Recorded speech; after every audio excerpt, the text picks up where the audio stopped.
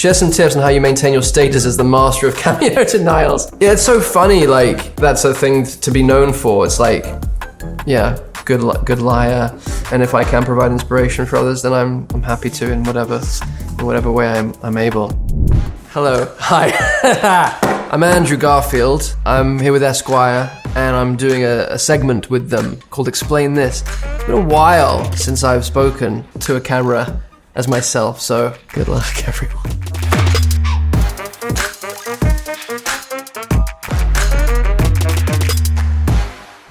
They asked me to explain about Spiderman, of course. It's like classic, and then like everything begins, like the top line of my obituary. So yeah, how did you approach making the character your own, Andrew? Let me answer that as succinctly and pithily as I can. I came to playing the character with a lot of fandom in my blood. I'm just a huge fan of that character. I've said it countless times. As long as I honored the kind of essence of the character, I got to bring my soul, or because I think in every single Spider-Man fan there lives that particular spider soul. So I was just like, okay, just let my Spider-Man soul come through. Whatever that's meant to be, I can't judge. I just gotta let it rip. That wasn't succinct or pithy. So I'm being asked about my reaction when I found out that all three of us, me, Toby, and Tom, were going to be in No Way Home. I thought, Toby's not going to want to do that. Toby will act every 10 years, much to my chagrin, and I've shared that with him. And then when I heard that he was kind of leaning in, I was like, this is going to be the greatest thing in the world, or the worst thing in the world. But I'm so grateful, because it was honestly the most joyful thing ever, and all the pressure was on Tom. Me and Toby could just come in and be like, oh, we're going to do it. We're going to come in and be like, everyone's going to be happy to see us, and then we're going to just kind of like disappear like ghosts. It was the best.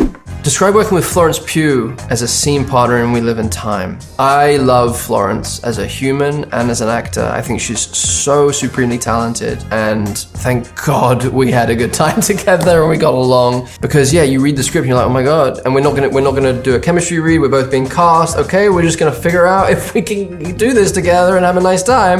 It just superseded all my expectations. I think in the first 2 days, I think we both went, okay, we're gonna be okay. It's so nice when something so heavy can feel actually like you're doing it. It's pleasurable when you can dive into a scene in a way that it doesn't cost you, it actually fills you up. That catharsis, like proper concept of catharsis. And I think we managed to do that together a lot during this film in those scenes. And you'll see when you see the film, there's a lot of beauty, and there's a lot of healing, and there's a lot of anger, and there's a lot of grief, and there's a lot of joy. And it's like the idea in this life is that you only get to go as high as you go low.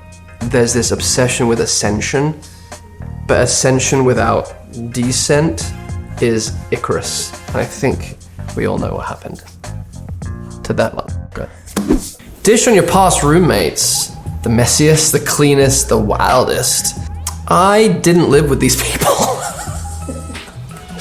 They all lived with each other, and I was down the street. I can imagine who the messiest would have been. And Jamie, absolutely, 100% Jamie Dornan. Eddie is a pretty orderly guy. Charlie, I feel like could go one of two ways. I have roomed with Charlie. Funnily enough, when I was shooting the latest Spider-Man film in Atlanta, and Charlie was shooting as well with me, he had a couple of scenes as well, and we had to hide, but we were there together, so like people couldn't know we were in Atlanta, and a DoorDash guy recognized me on my first night. I'm like, oh, fucked it. Immediately fucked it. And he immediately tweeted, oh yeah, I just delivered food to Andrew Garfield in his house.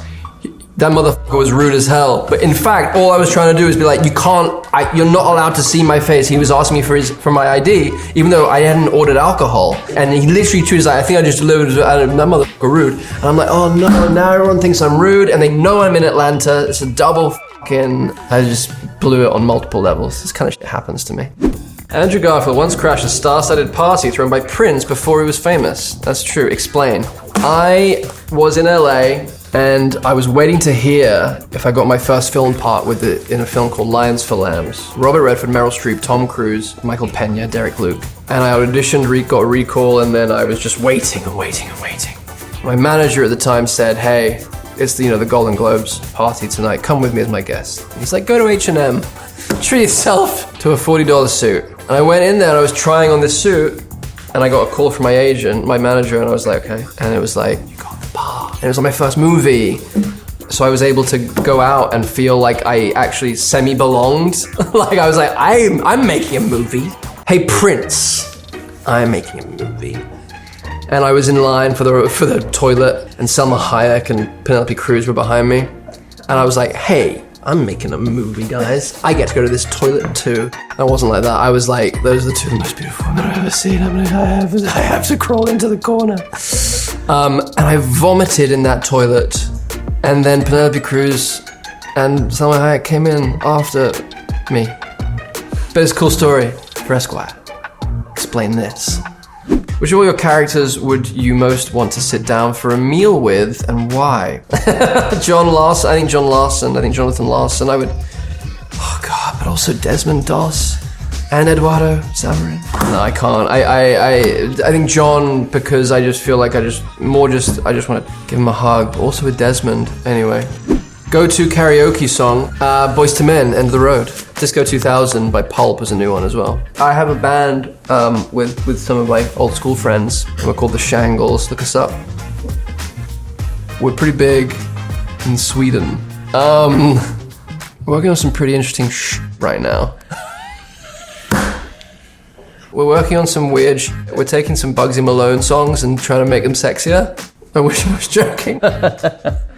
What did you, Carey and Keira Knightley, do on your days off to lighten the mood after filming such heavy scenes during the week for Never Let Me Go? We had a lot of fun. There was one night, though, where we did have dinner together at the hotel we were staying at, the three of us.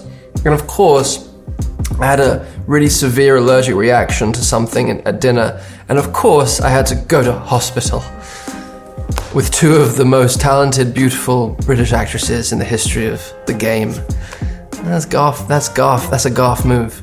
That's a full Garf move.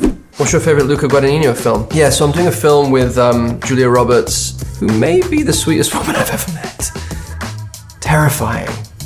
Like how generous and kind and inclusive and just wants to create a cozy, beautiful, loving home atmosphere on set. It's an intense film, like the story is really intense. And Luca I love so much. I can name 3 films of Luca's that would be some of my favorite films of all time. Like Call Me By Your Name, I think, is the most tender, the most beautiful, full of longing, and I think Timothy is just so exquisite in it, and Michael Stuhlbarg is so exquisite in it. A Bigger Splash may be one of my top Luca films. It's just so sexy and thrilling and suspenseful and radical. And then of course Challengers recently I thought was just a riot, and I was just like literally on the edge of my seat. He's a master of the unconscious, psychology, suspense, camp. He's a radical creative person that I'm just so grateful exists right now. So what can you tell us about the Magic Faraway Tree? Did you read Enid Blyton's books as a kid? So yeah, so there's the Magic Faraway Tree is a film that I'm currently shooting, hence why my hair is quite big and my beard is quite big. And the books that I read of hers were the famous 5 books. Her other famous books were the Magic Faraway Tree books, which I actually wasn't read as a child and I didn't read as a child. So I was introduced to them through this script that Simon Farnaby, who wrote the Paddington films, adapted. And I felt like I was reading something that I needed as a child, that I still need as an adult. It's very, very soulful, and it's all about reconnecting with nature, our nature, each other. It's really about a rewilding. Oh, God, I'm building it up too much. But whatever, I feel very, very excited about it. It's just a beautiful, beautiful story. Hopefully we can make it a beautiful film, and I think we can. What do you feel about a sequel to The Social Network? I think anything that Aaron does is going to be really, really powerful and interesting, and if he's feeling drawn to a subject, you know there's going to be some juice in it. And so I'd be excited. I don't imagine I'd be a part of it, because I think Eduardo is just living off his billions in Singapore. Life choices. People think Eduardo got f***ed over, but he's a billionaire in Singapore. And I'm sitting here sweating, talking shit about myself to a bunch of fucking strangers that don't deserve my truth. No, I'm just kidding. I'm happy to share what I'm sharing. You don't know my truth. But you love you guys. What's your biggest takeaway as an actor after working with David Fincher? Look at him. He's such a beautiful man. He's such a kind, generous, decent man. Everyone says, oh, he does so many takes. I'm like, hell yeah, he does. I love it. Nothing worse as an actor to go home at the end of the day going, oh, fuck, I should have done this, or I should have tried that, or that could have been that could have been. And I inevitably do that. Not with David, because he did 100 fucking takes. And this is a bit of a weird, vulnerable story to tell, but you know, like all the Oscar stuff and like the awards campaign, it was my first time ever that had been a thing that people were saying to me. And a lot of the chat was, "You're definitely gonna get nominated." And I'm like, "Are you serious? That's fucking nuts. What? Really? Nah." And then it didn't happen.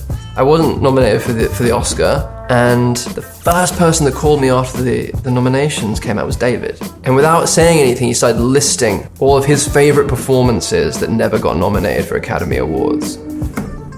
I was just like, you didn't need to do that, man. But the fact that you did just speaks to him as a sensitive, gentle, good dad. You know what I mean? Like, that's a good dad move. Having his approval over anything else meant the world to me.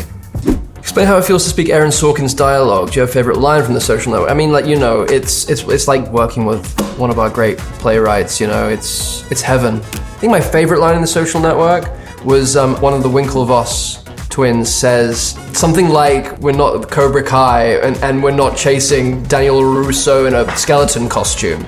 And I was just like, oh my God, the reference and the way it's delivered and it's just like exquisite. What is it that draws you to films like We Live in Time that are guaranteed to make audiences sob? Well, it's not a guarantee, because some people are absolutely heartless. And you know who you are. But this is so sweet. I'm not trying to make everyone cry, but I think actually maybe I am, actually. Especially men. So there's like men don't cry. There's like boys don't cry, but men do. Do you know what I mean? That's it. That's a lot. I just gave you a lot. Probably too much. Be gentle with me. In the comments, like, subscribe, hit, you know, isn't that a thing that people do now? Hit it, smash that like button or whatever.